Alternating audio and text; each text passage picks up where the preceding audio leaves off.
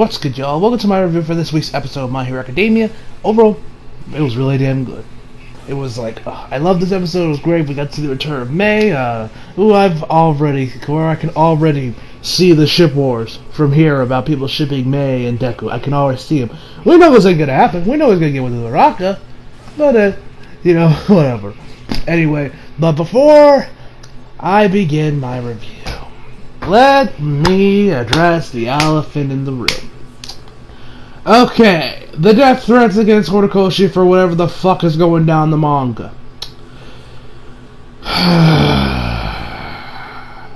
You guys know I am an anime only, which means I don't read the manga, or at least I'm not up to date with the manga. I don't read ahead of the anime in the manga. I do know a little bits and pieces of what's going on. Like, apparently, there's some Endeavor redemption arc going on right now, and so yeah, I asked my friend. She's a huge fan of Hiroaka, and she's like up to date with the manga because she has an update to the manga, but she's like past the anime. And I asked her about what was her thoughts about this whole situation. She's like, yeah, she actually isn't caught up, and she actually says, oh yeah, it's been hella obvious that they were going to do this. Which, from the OP for the new OP.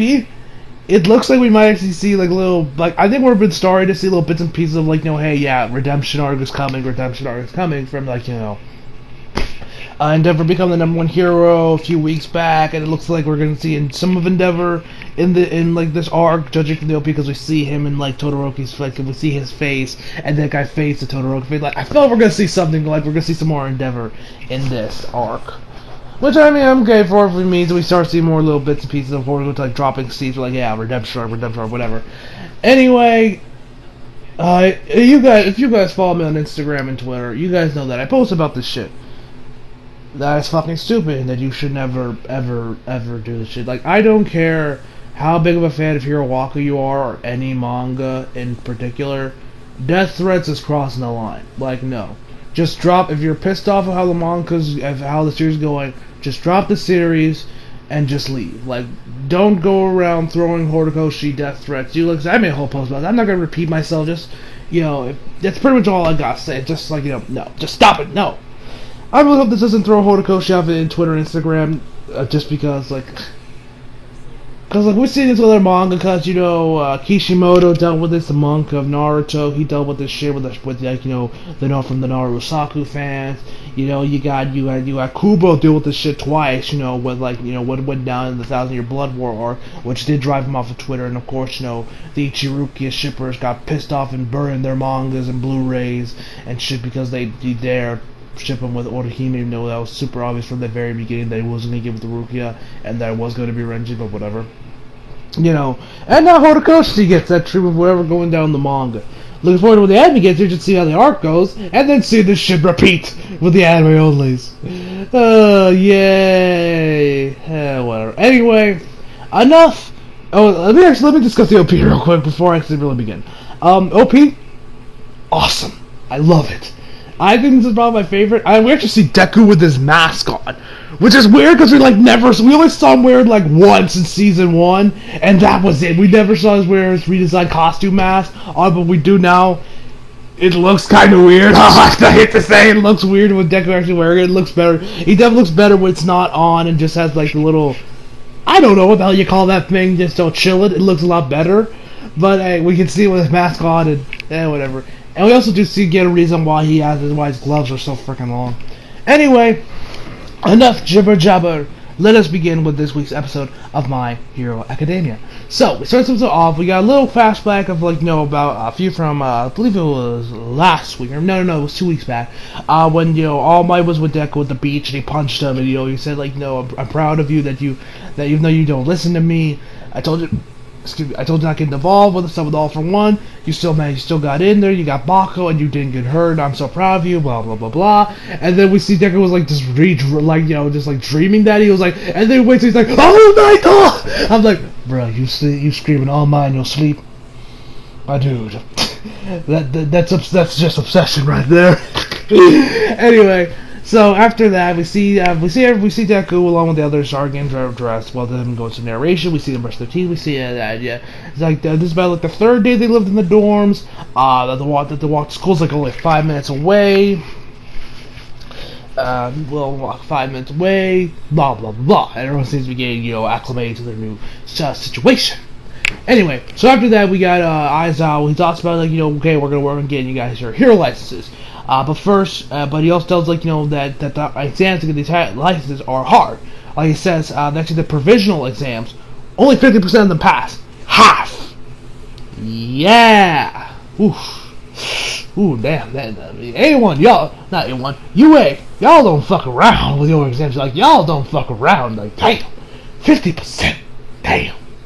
Anyway, so he's like, everyone's shocked, like, holy shit, is that freaking low? And so, then they tell us, okay, to help you guys out, we're gonna have you guys create 2 special attacks, which I believe he mentioned that last week, or maybe it was in the next episode preview.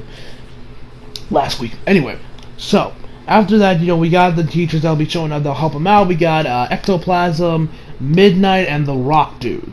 I forget his name. And then everyone's like, oh, cool, we got, pro heroes helping us out. And then everyone gets their suits. They go to the, I forget what it was, like the training Digland, I think it was called. It was called TDL. TDL, yeah. I forget what it stands for. I think it was like Train Digland or something along those lines. Digging Land. Something along those lines. But it's TDL, which I'll refer to it from now on. Anyway, and then, Ida, of course, being Ida, he's the first person to raise his hand and be like, Mr. Aizawa, please tell me the reason why we have to create special moves for this exam. Tell me your reason. He's like, I'll explain everything in order. Ida, and by the way, is it just me? Or does Ida's suit look a lot like, dude's suit from Akame Got Killed? Like, it looks vaguely similar to it. Like, I feel like I'm not the only person that knows this, but I don't know. It's like the first time talking about, his suit looks very similar to his. I'm just saying, I guess Kishin was a fan of, Akame Got Killed, but whatever. Anyway, so he goes on to explain the reason behind, them having their special moves. And he pretty much explains the reason behind why you need your specialist is because, you always have, as it was your trump card, the attack you have that will either A, win you the battle, or B, give you a great advantage to where you could, use that to, of course, win the battle. They saw the Rock Dude talked about, how, that, it needs to not be influenced and it can be worked consistently, which means pretty much if Deku uses more than maybe 5% of One For All, it's not really special since it fucks up his arms. Like the shit he pulled with Endeavor, he could not Endeavor, Muscular. Yeah, that can't be a special move, where he says something 1 all for 1,000,000%. Yeah, that can't be a special unless he wants to lose his arms. Anyway, so he talks about, and then we got Ectoplasm. She talks about how Ida's how he did in Sports Festival when he users engines were set to overdrive. That could work as a special move because they don't have to be attacking types. They could be supportive types. Help you get out of there. Whereas almost acting like a fucking Speed Force. Anyway, so then after that, where he explains that that's pretty much what it ends. So he says for the next 10 days, for the rest of summer vacation, y'all are gonna be working on doing this until next semester they'll work on getting their preliminaries and then of course getting their hero license. Which, speaking of hero licenses, my episode 9 discussions video is finally up. The claim is gone and it's up. I'll put up in the art cards above. I have you guys go check it out. It's probably one of my personal favorite videos. I've just we talk about how hero licenses are a double-edged sword. Yeah. So if you guys have some time after you done watching this video, check that out. So. We see everyone working. We see the tail dude. I forget his name. We see Ashido, I believe her name is. The pink hair acid girl that wanted to be called Alien Queen, but Midnight was like, no, how dare you reference that horror movie? Where she does her first one is a pseudo Kamehameha, where she just puts her hands forward the mode and the position when Goku fires off a Kamehameha, where he got his hands together but opens them. He does that where she's like but doesn't really go far. She tells us put her hands together and then have it go that way. That way she goes farther and she gets better control and it has more firing range. Bakugo, he does him. He's just exploding shit. It looks like he actually does a mixture of that attack from his grenade gauntlets where he released a huge explode and puts his other hand there to get a really big spell as he does the armor piercing shot. We see all the other ones, but we see Todoroki. He looks like he's working on getting it on using fire and ice together, which I called last week. And I like to see Momo actually does has some, I don't know, spears or something come out of her arms, which I called that one too last week. I was like, Momo will probably have some spears protruding out of her arms, which that's what she does. And I was like, called it. So, but then we get to Deku. Where we see Deku, he really can't really get anything going because, like I said, his arms are really messed up. He still doesn't really have full control of One For All. So Enter the Planet realizes, okay, let's work on controlling your quirk. And then All Might shows up, and he's like, hey man, he's like, hey man, come on, kids, you're we'll get learning specialty. It's like, I'm gonna miss this. And then he goes over to Deku, of course, and he says, you're still trying to imitate me, and then leaves. And then they'll give the advice to the other students. And that's where Deku, and then we see a little intro monologue with All Might where it says I can't teach you everything. You gotta learn some of yourself up by yourself. I can't tell you the answer to this question. You need to figure out. He's like, come on, Deku, Izuku, use your head, which I like. And and then next, Aizawa knows that All Might. I see has on it has a book in his back pocket that says a training guide for teaching theory for dummies. It's like a teaching book how to be a good teacher of of course All Might would have it because he's not really, because he's trying to be a better teacher after he lost One For All. But yeah, for some reason he still goes buff mode. Can someone please mind how he still goes buff mode even though he doesn't have One For All? Whatever. So yeah, and then after this, Exoplasty tells him go to the supportive. I forget what the exact shop was called, but it's pretty much where where you can get your suit upgraded. I forget, it was the supportive room or something, the upgrade room. It was something along those lines. I forget exactly what it was called. And so Deku decides to go there to maybe help him get a brass for his arms, because his arms are really fucked up, to help him support, so he probably raise the amount of One For All he can use. So after that, we also got Uraraka and Ida also join them as well. Ida wanted to add cooling. I wanted to have a better cooling system for his engine so that he could probably use the turbo boost thing a lot longer. And Uraraka just wants to help her, help her make her body lighter so that she can float for longer periods of time using her gravity quirk. And so when Deku opens the door, a massive freaking explosion, which at first I was like, oh my god, is Bakugo in there? He just trying to blow up the door? But no, actually when the smoke clears, it's Mei on top of Deku. And I was like, oh, Kotokoshi, I see you. And you got Uraraka over there being like, ah! And she's shot, and then Deku's like, boobs! This was a hilarious scene. That was hilarious to see. So they end up going inside. Mei reintroduces herself. We see Mei again. She's pretty much just been tinkering. She does a lot of shit. She's like, oh, try this baby. She got to get this baby. Got this baby. Yeah. She ends up throwing all this shit at Deck, and she gives him when he tells okay, I need a brace for my arms to help support my quirk. She ends up getting this body armor that's slowly twisting. That almost works like the rack from Saw, where it's slowly twisting your body in parts where it should not be twisted. And Deku's like, it's crushing my spine or something, or my torso or something along those lines. And he's like, and then she she throws all these gadgets on these guys. The only one that didn't get anything was Uraraka. Ida. We also see before we talk about Ida, what happened with him. We see that there's also another guy working with her. His name was Saw or something along those lines. I forget his exact name. Or what was it? A power loader or something? No, not power loader. That's aliens. Whatever. I think it was named some power tool or something.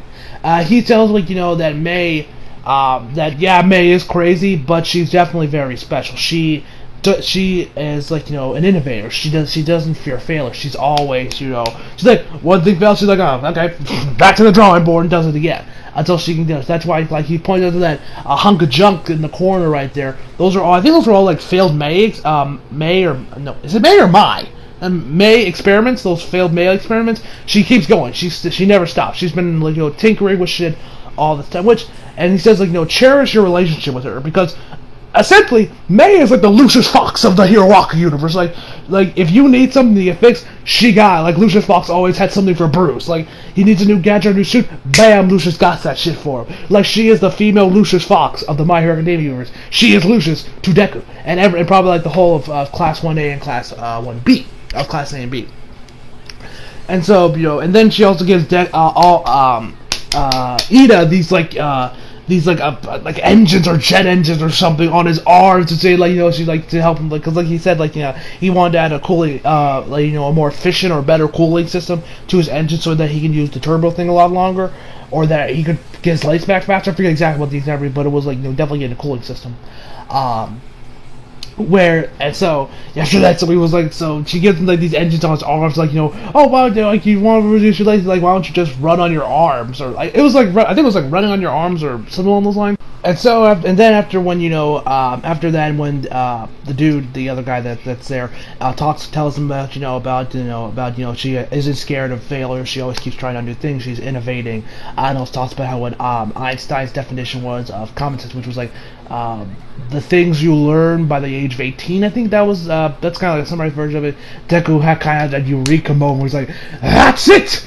Or that's it, or like where we also get, like, in the background we see pretty much everything that's happened to Deku throughout season 1, season 2, season 3 as the screen slowly starts cracking, where he's like, "That's it, I've realized." Then he asks you, like, "Ida, can you train me?" And I don't know what he meant by that. Maybe it was just to help him use his legs better or something. But whatever the case may be, after that, Mina actually comes up when Deku gets his updates, which is like the braces for her arm, which is why it's got. Which I always wonder why his gloves were so long. And this serve a purpose in the plot, which I'm like, okay, it served a purpose in the plot, but I still don't really like the design of it. It just looks a little much for my taste. But it looks like Deku gets another redesign again.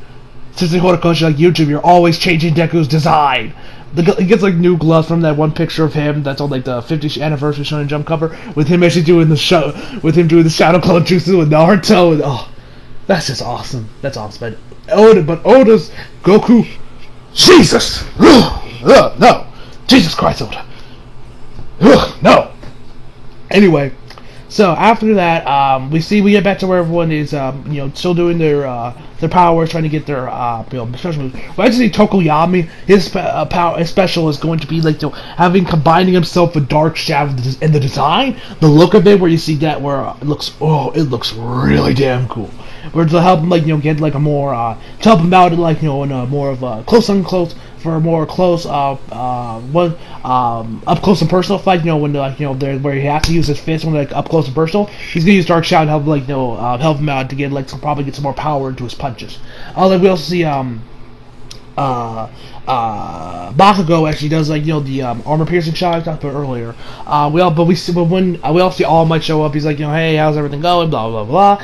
And then we see a piece of the rock or whatever, the concrete or whatever this is made out of, from where Bakugo fired up and started to crack up and falls up and comes hurling towards All Might. And then then everyone's Bakugo's like, hey, look out, eyes out. He goes on the offensive, grabs his, like, what are those things called? His scarf or tape or whatever that thing is called, to try and get him out of the way. But we see Deku jump up in the air and then kick the rubble like a soccer player. And but we find out that Deku realized that what he meant, what All Might meant, is being that we know that Deku's All Might special have always been punches, like United States Smash, Detroit Smash. All his matches always been punches, and Deku thought, like, I should do the same. But instead, he does, so he said, since he's so worried, if I'm worried about my arms, I'll use my leg, which also he got, like, these new, I'm guessing bracelets for his legs, too, which I gotta say, it looks really cool with this shit. I mean, I want Deku's shoes. Those shoes are so cool. We see him actually got some bracelets for his feet, too, and help him out with, I'm guessing, using One For All. As we ends up, so he decides to call, it's like, One For All, full cowling, shoot star, I think it was called, like, shoot style, which, All Might's like, yes, you got it. So we know that Deku's probably going to do a lot less, Detroit Smash is probably a lot more him doing, like, more kicks, for the specials. Which I'm looking forward to seeing what that turns out to be, in next week's episode. So yeah, overall, I get this episode 9.5 out of 10. It was really damn enjoyable. So hope you guys enjoyed the video. Leave a like if you subscribe if you're new. Follow me on Instagram, Twitter, Facebook, links are below. As always, come back for more. See you guys. And also, guys, I will be catching the first Purge today. So if you see the Persona review, that's why. So yeah, see you guys next time.